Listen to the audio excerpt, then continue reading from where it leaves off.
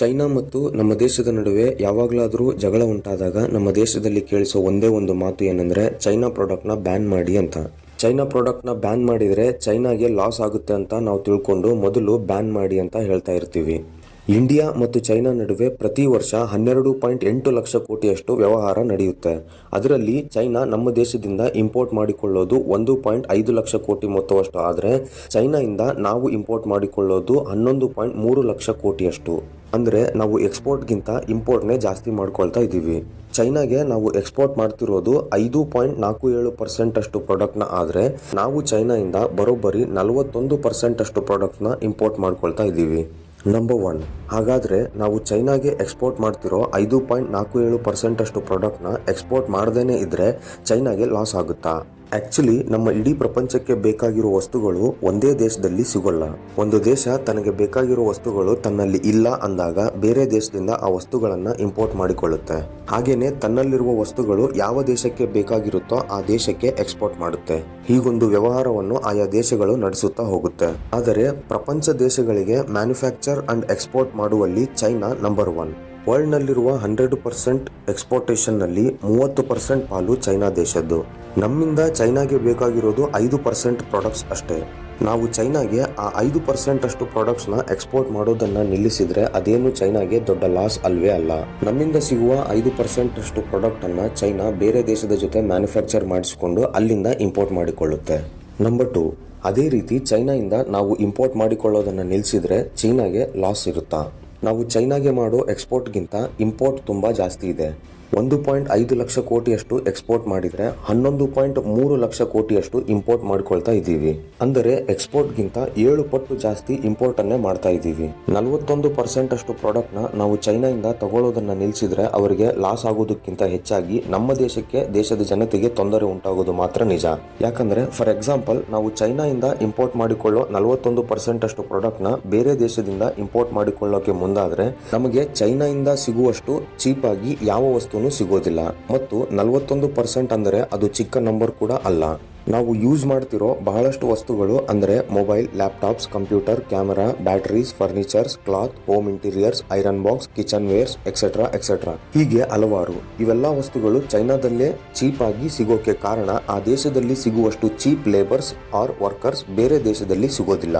ಒಂದು mobile run ಆಗಬೇಕು ಅಂದರೆ ಅದರಲ್ಲಿ ಚಿಪ್ ಅಳವಡಿಸೋದು ತುಂಬಾ ಮುಖ್ಯ. ಆದರೆ ಎಲ್ಲ ಕಂಪ್ನಿಗಳು ಚಿಪ್ಸ್ನ ರೆಡಿ ಮಾಡಲ್ಲ. US Broadcom, Intel, chip logic, SCL ಇಂಥ ಕಂಪನಿಗಳು ಮಾತ್ರ ತಯಾರು ಮಾಡುತ್ತೆ. ಮತ್ತು ಈ ಕಂಪನೀಸ್ ಚಿಪ್ನ ಮ್ಯಾನುಫ್ಯಾಕ್ಚರಿಂಗ್ಗೆ ಅಂತ ಪೇಟೆಂಟ್ಸ್ನ ತಗೊಂಡಿರ್ತವೆ. ಇದೇ ರೀತಿ ಮೊಬೈಲ್ ಡಿಸ್ಪ್ಲೇನ ಸೌತ್ ಕೊರಿಯಾದ LG ಮತ್ತು ಸ್ಯಾಮ್ಸಂಗ್ ಕಂಪನಿಗಳು ಮ್ಯಾನುಫ್ಯಾಕ್ಚರ್ ಮಾಡ್ತವೆ.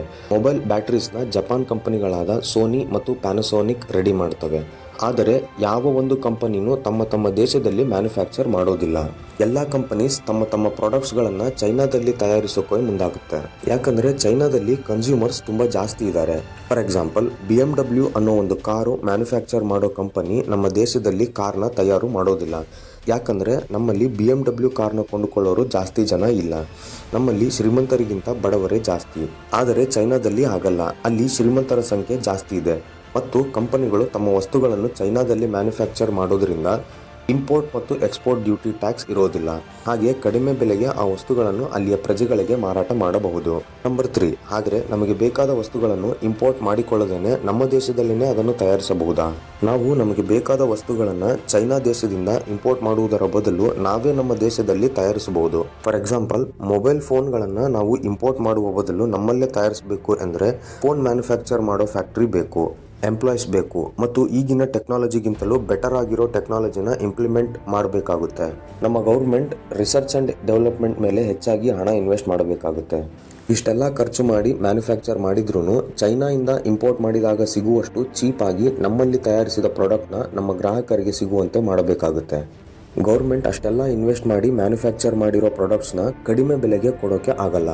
ಮತ್ತು ಎಷ್ಟೇ ಚೆನ್ನಾಗಿ ಹಣ ಇನ್ವೆಸ್ಟ್ ಮಾಡಿದ್ರೂ ಈಗ ಇರೋ ಟೆಕ್ನಾಲಜಿಗಿಂತ ಬೆಟರ್ ಆಗಿ ನಾವು ತಯಾರು ಮಾಡ್ತೀವಿ ಅಂತ ಗ್ಯಾರಂಟಿನೂ ಹೇಳೋಕ್ಕಾಗಲ್ಲ. ಯಾಕಂದರೆ ನಮ್ಮ ದೇಶದಲ್ಲಿ ಒಂದು ಕಡೆ ಪಾವರ್ಟಿ ಹೆಚ್ಚಾಗಿದ್ದರೆ ಮತ್ತೊಂದು ಕಡೆ ಟ್ಯಾಲೆಂಟ್ಗೆ ತಕ್ಕ ಸ್ಥಾನಮಾನ ಸಿಗೋದಿಲ್ಲ. ಡಿಗ್ರಿ ಮುಗಿಸಿದವರಿಗೆ ಜಾಬ್ ಸಿಗ್ತಿಲ್ಲ. ವಿದ್ಯಾವಂತರು ಜಾಬ್ಸ್ ಇಲ್ಲ ಅಂದ್ರೇನು ನಾವು ನಮ್ಮಲ್ಲಿರೋ ಸ್ಕಿಲ್ಸಿಂದ ಏನಾದರೂ ಹೊಸದಾಗಿ ಶುರು ಮಾಡೋಣ ಎಂದರೆ ಅಂಥವರಿಗೆ ನಮ್ಮ ದೇಶದಲ್ಲಿ ಅವಕಾಶ ಇಲ್ಲ. ಅದು ಯಾಕೆ ಅಂತ ನಾನು ಹೇಳಬೇಕಾಗಿಲ್ಲ. ನಂಬರ್ 4, ಇದೆಲ್ಲ ಸರಿ ಆಗೋದಿಲ್ವಾ? ನಮ್ಮ ದೇಶದ ಪರಿಸ್ಥಿತಿಯನ್ನ ಸರಿಪಡಿಸೋಕೆ ಆಗೋದಿಲ್ವಾ? ನಮ್ಮ ದೇಶಕ್ಕೆ ಸ್ವತಂತ್ರ ಬಂದು 75 ವರ್ಷಗಳೇ ಕಳೆದ್ರು ಇನ್ನೂ ನಾವು ಇತರ ದೇಶಗಳ ಮೇಲೆ ಡಿಪೆಂಡೆಂಟ್ ಆಗಿದ್ದೀವಿ. ಇದಕ್ಕೆ ಕಾರಣ ಏನು ಅಂತ ನಮ್ಮ ದೇಶದಲ್ಲಿರೋ ಜನರಿಗೆ ಕೇಳಿದ್ರೆ ಒಳ್ಳೆ ಲೀಡರ್ಸ್ ಇಲ್ಲ, ಒಳ್ಳೆ ಪೊಲೀಸ್ ಇಲ್ಲ, ಒಳ್ಳೆ ಮಂತ್ರಿಗಳಿಲ್ಲ ಅಂತೆಲ್ಲ ಹೇಳ್ತಾರೆ.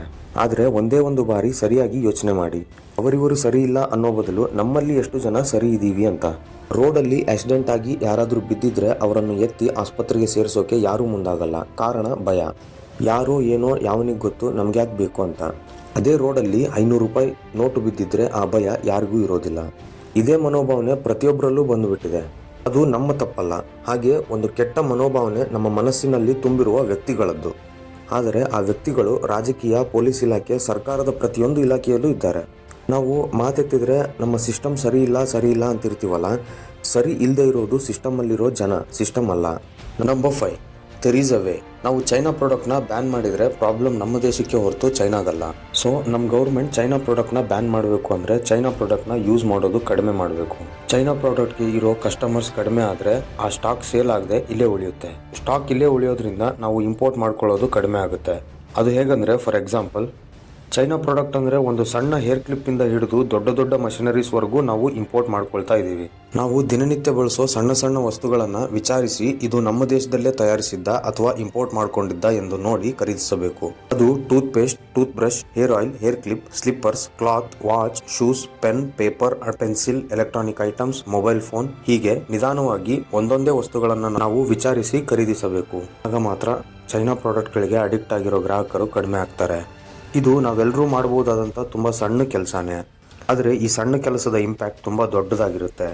ನಾವು ಚೈನಾ ಪ್ರಾಡಕ್ಟ್ನ ಬಿಟ್ಟು ಸ್ವದೇಶಿ ಪ್ರಾಡಕ್ಟ್ನ ಬಳಸಿ ಎಂದು ಸ್ವದೇಶಿ ಚಳುವಳಿಯನ್ನು ಮಾಡೋ ಅವಶ್ಯಕತೆ ಇಲ್ಲ. ಅಟ್ಲೀಸ್ಟ್ ಯಾರಿಗೂ ಹೇಳೋದು ಬೇಡ.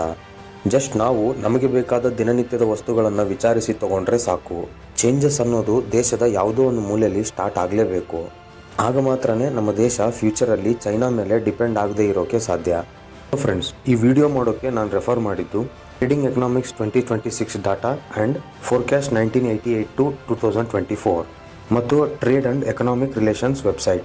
ನನ್ನ ಎಕ್ಸ್ಪ್ಲನೇಷನ್ ನಿಮ್ಗೆ ಇಷ್ಟ ಆದರೆ ವಿಡಿಯೋನ ಲೈಕ್ ಮಾಡಿ, ಚಾನಲ್ನ ಸಬ್ಸ್ಕ್ರೈಬ್ ಮಾಡಿ. Thank you.